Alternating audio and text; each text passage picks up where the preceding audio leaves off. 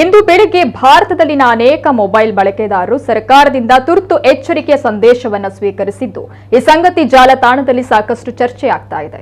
ಬೆಳಗ್ಗೆ 11:35ಕ್ಕೆ ಆಂಡ್ರಾಯ್ಡ್ ಮತ್ತು ಐಫೋನ್ಗಳಿಗೆ ತುರ್ತು ಸಂದೇಶ ಬಂದಿದ್ದು ಏನಿದು ಸಂದೇಶ, ಯಾಕೆ ಬಂತು ಎನ್ನುವ ಪ್ರಶ್ನೆ ಜಾಲತಾಣದಲ್ಲಿ ಚರ್ಚೆಯಾಗ್ತಾ ಇದೆ.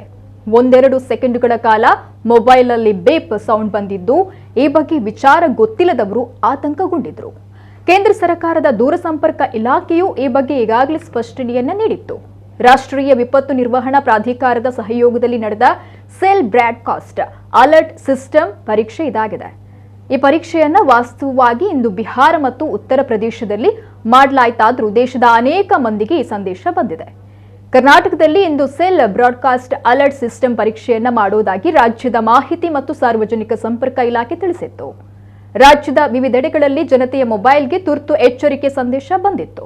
ಹೀಗಾಗಿ ಯಾರೂ ಗಾಬರಿಯನ್ನ ಪಡಬೇಕಾಗಿಲ್ಲ. ಇದು ಸರ್ಕಾರದ ವತಿಯಿಂದಲೇ ನಡೀತಾ ಇರುವ ಪರೀಕ್ಷೆಯಾಗಿದೆ.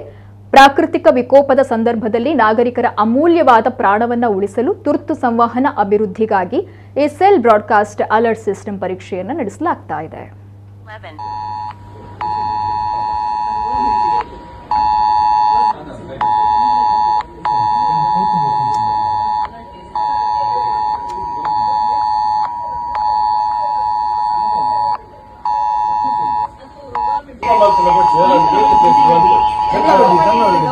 ಅದು ಇಲ್ಲಿ ಎಂತ ಇದಾಗುದಿಲ್ಲ.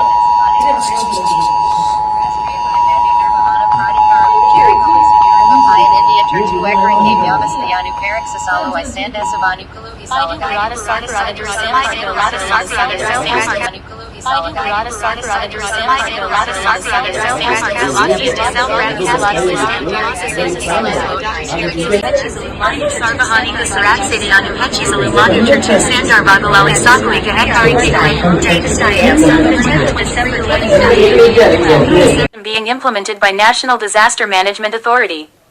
It aims to enhance public safety and provide timely alerts during emergencies. Timestamp: the 10th of December 2023, 11.